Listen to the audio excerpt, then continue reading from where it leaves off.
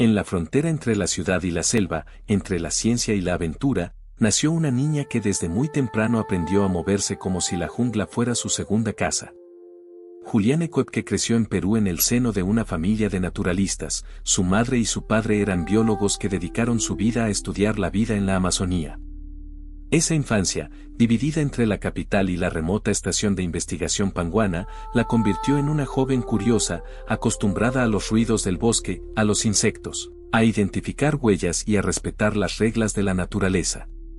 Para Juliane, la selva no era solo un escenario exótico, era su escuela.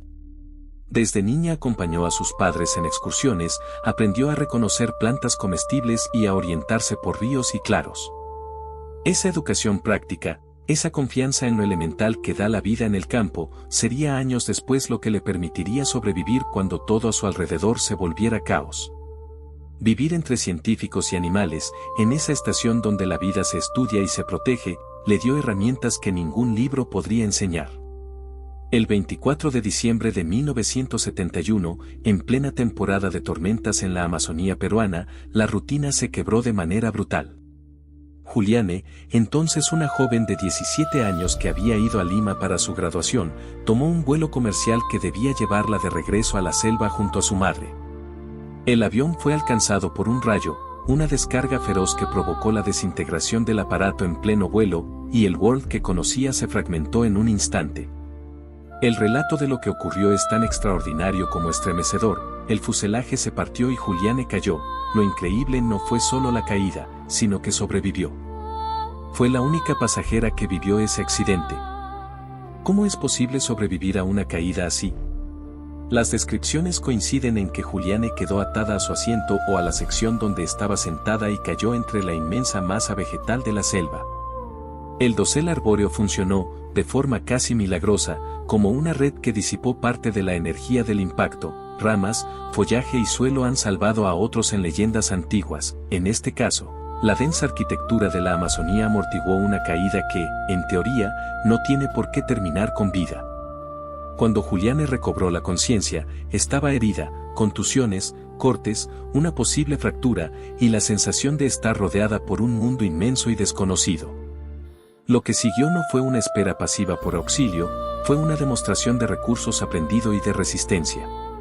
A pesar del dolor, una clavícula rota, heridas en el cuerpo, una fuerte conmoción, puso en práctica lo que sabía de la selva: buscar agua potable, comer frutos, con cuidado, usar prendas para cubrir heridas y moverse con prudencia evitando los claros demasiado peligrosos. Caminó y escaló entre la vegetación, guiada por la idea de encontrar señal de paso humano. Durante días estuvo sola, enfrentando la humedad, la noche, los insectos y el hambre. Sin embargo, su experiencia en Panguana le dio el temple para no rendirse. Finalmente, después de una travesía agotadora que duró varios días, Juliane llegó hasta lo que describió después como un campamento de leñadores, un lugar donde pudo pedir ayuda y empezar la lenta salida de la selva. La historia, por sí misma, ya sería extraordinaria, pero el golpe emocional sumó otra dimensión. Su madre, que viajaba con ella, no sobrevivió al desastre. La pérdida fue doble: la supervivencia física de Juliane vinculada al duelo por lo que había quedado atrás, y la memoria de ese viaje quedó marcada por la mezcla de vida, muerte y la inmensidad de la selva que la crió y, a la vez, la probó. Desde entonces la vida de Juliane tomó un rumbo que aún hoy fascina. La adolescente que cayó del cielo no se alejó para siempre de la biología. Después de recuperarse, continuó sus estudios, se formó en ciencias y dedicó su vida al estudio de los mamíferos, especialmente de los murciélagos, combinando la experiencia traumática con una vocación que ya estaba enraizada desde su infancia en Panguana. Su testimonio y su trabajo científico han inspirado libros, documentales y reflexiones sobre la relación entre la naturaleza y la resistencia humana. Capítulo 1. Entre libros, selvas y sueños. Juliane Koepke nació en 1954 en Lima, Perú, en el seno de una familia poco común. Sus padres, Hans Wilhelm y Maria Koepke, eran científicos alemanes apasionados por la naturaleza. Mientras muchos niños crecían rodeados de juguetes o en la comodidad de la ciudad, Juliane lo hizo entre libros de biología, expediciones científicas y la selva amazónica como patio de juegos. Desde pequeña, desarrolló una relación única con el entorno natural. Mientras otros niños temían a los insectos o se alejaban de los ríos, ella los observaba con fascinación. Sabía distinguir el canto de las aves, podía identificar huellas en el suelo y aprendió de su madre a no temer a lo desconocido, sino a respetarlo y entenderlo. Su padre, Hans, solía repetirle: en la selva, cada ser tiene su lugar. Nada está de más. Si aprendes a mirar, la selva te enseñará cómo sobrevivir. Esa enseñanza, que parecía una simple lección de biología, se convertiría en una verdad vital años después, en circunstancias que nadie podría haber imaginado. Aunque Juliane vivía en Lima, pasaba temporadas en el Centro de Investigación Panguana, fundado por sus padres en plena Amazonía peruana. Allí, rodeada de una biodiversidad abrumadora, se convirtió en una niña diferente, podía moverse entre árboles, ríos y pantanos como si fueran extensiones de su propio hogar. Pero también conoció desde temprano el peso de la disciplina. Sus padres, firmes creyentes de la educación, le exigían esfuerzo y constancia en la escuela. María, su madre, además de ser zoóloga, insistía en que Juliane debía ser fuerte, independiente y capaz de enfrentar cualquier adversidad. La niña crecía entre dos mundos, la modernidad de la ciudad, con sus libros, uniformes escolares y aspiraciones académicas, y la intensidad de la selva, con su misterio, su belleza y también sus peligros. En esa dualidad, Juliane encontró su identidad. En diciembre de 1971, cuando apenas tenía 17 años, la vida de Juliane parecía estar en un punto de transición. Había terminado sus estudios en el Colegio Alemán de Lima y soñaba con estudiar biología, siguiendo los pasos de sus padres. El destino, sin embargo, estaba a punto de ponerla en el centro de una de las historias más increíbles de supervivencia jamás contadas. Su madre, María, había insistido en que ambas viajaran a Pucallpa para pasar la Navidad con Hans en la estación biológica. Para ello, tomaron un vuelo de líneas aéreas nacionales, LANSA, el 24 de diciembre de 1971. Juliane estaba emocionada, amaba los viajes, amaba la selva, y sobre todo amaba esa sensación de volver al lugar donde su corazón latía con más fuerza. Lo que nadie sabía en ese momento era que aquel vuelo, que debía durar menos de una hora, marcaría la frontera entre la inocencia y la tragedia. Ese viaje sería el umbral entre la vida común y la leyenda. Capítulo 2. El vuelo que cambió su destino. Era la mañana del 24 de diciembre de 1971. Mientras muchos en Lima se preparaban para la cena de Navidad, Julian Coap y su madre, María, se dirigían al aeropuerto. Llevaban boletos para el vuelo 508 de Lanza, un avión Lockheed Electro con destino a Pucallpa, en plena Amazonía peruana. Juliane había insistido en quedarse en Lima para asistir a la ceremonia de graduación de su colegio, pero su madre le había convencido: tu padre nos espera. Será una Navidad diferente, juntos en Panguana. Con ese pensamiento, subieron al avión. Era un día soleado, el ambiente en la cabina parecía normal. Más de 90 pasajeros ocupaban sus asientos, con maletas, regalos y sonrisas propias de la fecha. Juliane se sentó junto a la ventana, mientras su madre iba a su lado. Desde allí observaba las nubes blancas que parecían algodón. Por un momento, el vuelo fue tranquilo. Los motores rugían acompasados, y Juliane pensó en lo feliz que estaría su padre al verlas llegar. Pero, a los 25 minutos de haber despegado, la calma se rompió. Las nubes comenzaron a oscurecerse. El avión se adentró en una tormenta tropical. Relámpagos cruzaban el cielo y las turbulencias sacudían la nave con violencia. Las azafatas trataban de calmar a los pasajeros, pero la tensión era evidente. De repente, un relámpago iluminó el costado del avión y un estruendo sacudió la cabina. Juliane recuerda cómo un ala comenzó a arder. El avión entró en un picado descontrolado.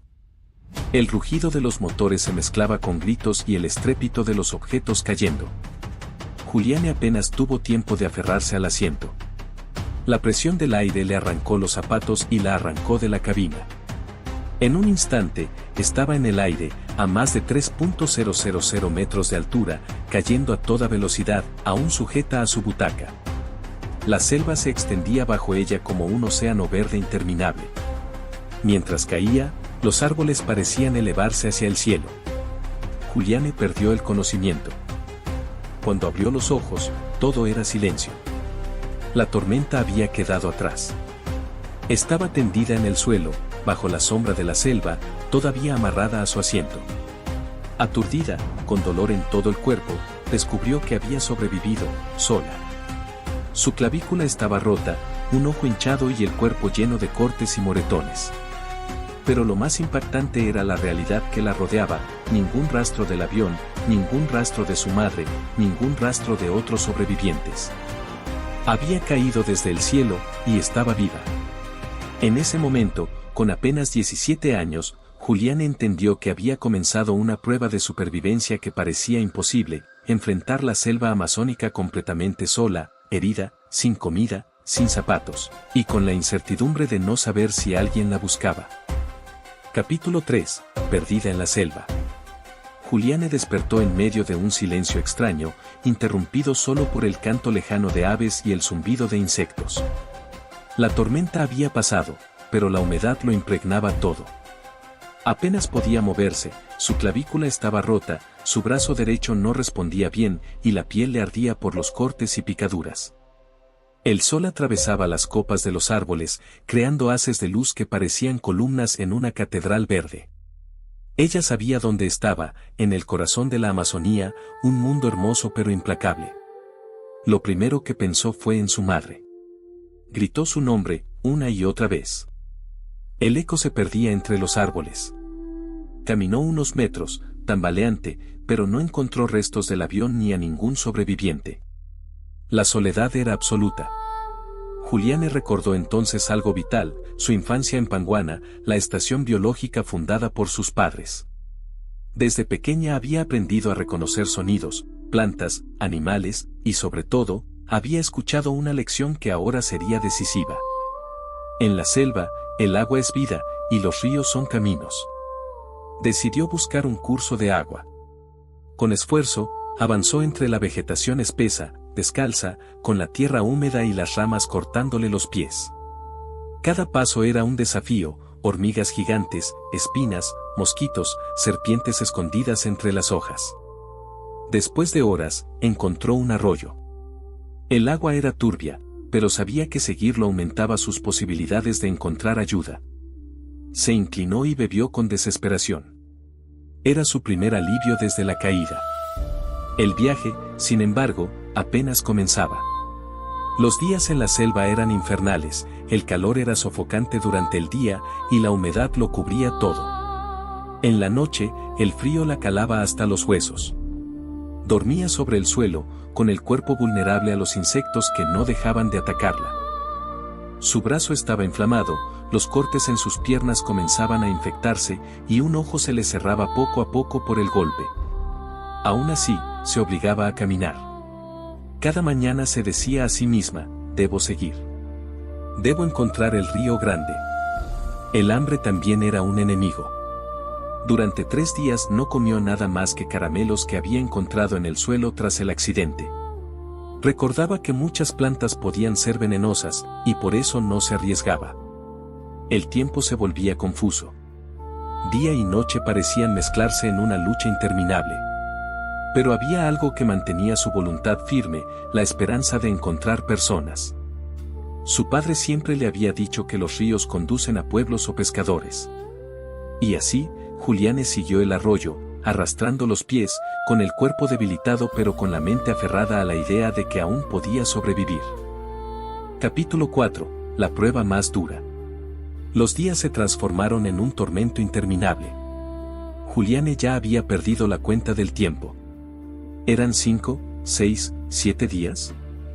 El reloj del sol, escondido entre las copas de los árboles, apenas le daba pistas. Su cuerpo estaba exhausto. La piel estaba cubierta de picaduras que se inflamaban hasta parecer quemaduras. El brazo roto apenas podía moverlo. Una herida profunda en su pierna comenzaba a llenarse de gusanos. Al verla, Juliane recordó lo que su padre le había enseñado: esos insectos podían limpiar la carne muerta y evitar infecciones mortales. Aunque le repugnaba, comprendió que quizás era lo único que estaba manteniéndola con vida. El hambre era ya insoportable. Los caramelos se habían acabado y el agua del arroyo apenas calmaba la desesperación de su estómago vacío. Juliane pensaba en su madre, en su padre, en la comida sencilla de su casa, y luego volvía a la cruda realidad: estaba sola, rodeada por la selva más vasta del planeta. Aún así, había algo que la mantenía en pie: el río. El arroyo que había encontrado comenzaba a ensancharse. Juliane sabía que ese era el camino correcto. A veces, encontraba troncos caídos y se dejaba arrastrar por la corriente, aunque el agua fría le calaba los huesos. El río era peligroso, pero también era la única promesa de esperanza. Las noches eran las más crueles. En medio de la oscuridad absoluta, los ruidos de la selva parecían amplificarse: rugidos lejanos, aullidos, aleteos bruscos. Juliane se acurrucaba en el barro, temblando, convencida de que en cualquier momento un animal podía atacarla. No tenía fuego, no tenía refugio, no tenía más que su determinación. El dolor, la fiebre y la fatiga la hacían alucinar. A veces creía escuchar voces humanas, o veía sombras que parecían figuras entre los árboles. Pero al parpadear, la realidad la devolvía a la soledad. Y sin embargo, no se rindió. Cada día repetía como un mantra la enseñanza de sus padres: el río te llevará a las personas. Su paso era lento, arrastrado, pero constante. Juliane se convirtió en parte de la selva, sus pies se hundían en el barro, sus cabellos se mezclaban con las ramas, y su cuerpo, aunque frágil, avanzaba con una voluntad de hierro. La selva parecía querer derrotarla, pero Juliane, con apenas 17 años, demostraba una resistencia que pocos adultos habrían tenido. Era como si su espíritu se negara a caer. Capítulo 5. El encuentro con la esperanza. El río se había convertido en la brújula de Juliane. Día tras día lo seguía, aunque cada paso parecía robarle las últimas fuerzas. Su cuerpo estaba al límite, deshidratada, famélica, con fiebre y heridas abiertas. Y aún así, seguía avanzando, arrastrando sus pies como si fueran de plomo. En medio de aquella rutina desesperada, ocurrió algo inesperado. Al doblar una curva del río, Juliane vio una pequeña construcción de madera, medio oculta por la vegetación. Durante un instante pensó que estaba soñando. Se frotó los ojos, incrédula, y ahí seguía, una cabaña real, con paredes y techo. El corazón le golpeaba el pecho. Era la primera señal humana después de más de una semana de lucha solitaria. Con las pocas fuerzas que le quedaban, se acercó tambaleándose. Empujó la puerta de madera y dentro encontró utensilios, herramientas, algo de comida enlatada y un botiquín. Allí, entre los objetos, halló un frasco con gasolina. Juliane, recordando lo que había aprendido de su padre, lo vertió sobre su herida infestada de gusanos. El dolor fue insoportable, pero al mismo tiempo la salvación: los insectos murieron y la herida quedó limpia. Aquella cabaña no estaba habitada en ese momento, pero para Juliane era un refugio. Pasó la noche allí, protegida por primera vez de los rugidos y las sombras de la selva. Al día siguiente, escuchó voces. 3 hombres de la zona, que trabajaban como leñadores y pescadores, habían regresado a la cabaña. Cuando vieron a la muchacha demacrada, cubierta de lodo, con heridas abiertas y el uniforme de estudiante aún colgado en su frágil cuerpo, no podían creer lo que veían. Juliane apenas logró decir su nombre, su voz era un susurro quebrado por la fatiga. Les explicó entrecortadamente que había sobrevivido a un accidente aéreo. Los hombres, sorprendidos y conmovidos, no dudaron, la subieron a su canoa y comenzaron el viaje río abajo. Por primera vez en 11 días, Juliane sintió que el peso de la selva se levantaba de sus hombros. Mientras la embarcación avanzaba, veía cómo la espesura quedaba atrás, y en su interior algo se rompió, lágrimas silenciosas comenzaron a correr por su rostro. Era la mezcla de alivio, tristeza y la certeza de que había vencido a lo imposible. Finalmente, después de casi 12 días en el corazón del Amazonas, Juliane llegó a un pequeño poblado donde recibió atención médica. Los doctores quedaron asombrados, era la única sobreviviente del vuelo Lanza 508. Su historia comenzó a recorrer el mundo entero. Por favor, si te gustan este tipo de historias, da like, suscríbete, activa la campanita y comparte para que estas historias no queden en el olvido. Gracias. Años después de aquel fatídico 24 de diciembre de 1971, el nombre de Julianne Coab se convirtió en sinónimo de resiliencia. Pero lo más sorprendente no fue su supervivencia, sino lo que hizo con su vida después. Tras recuperarse físicamente, Juliane volvió a Alemania junto a su padre. El trauma la acompañó durante años, las pesadillas, los recuerdos del vuelo, el sonido del viento entre los árboles que le devolvía el eco del accidente. Sin embargo, Juliane no permitió que el miedo dictara el rumbo de su destino. En lugar de huir de la selva, decidió regresar a ella. Estudió biología y dedicó su vida al estudio de los ecosistemas amazónicos, los mismos que la habían puesto a prueba y, paradójicamente, la habían salvado. Se convirtió en una científica respetada, defensora del medio ambiente y guardiana del equilibrio natural. Con los años, comprendió algo que solo ella podía entender. Que la selva no había sido su enemiga. La había desafiado, sí, pero también la había acogido, le había mostrado su fuerza y su fragilidad. En entrevistas, Juliane solía decir que, en medio de aquella inmensidad verde, había sentido algo más grande que el miedo, una conexión profunda con la vida misma. Una voz silenciosa que le decía, sigue caminando. Décadas después, regresó al lugar del accidente acompañada por un documentalista. Allí, entre los restos del fuselaje cubiertos por la vegetación, se quedó en silencio durante largos minutos. No lloró. Solo observó. Sabía que, de alguna forma, la selva y ella compartían un secreto que nadie más podría entender. Hoy, su historia sigue inspirando a millones de personas alrededor del mundo. No solo como la historia de una joven que sobrevivió, sino como el testimonio de alguien que, al borde de la muerte, eligió abrazar la vida. Juliane Koepke nunca buscó fama ni reconocimiento. Solo quiso recordar a su madre, cuidar de la naturaleza y agradecerle al bosque por haberle permitido seguir respirando. Cuando todo parece perdido, recuerda, incluso la naturaleza más salvaje puede darte una segunda oportunidad.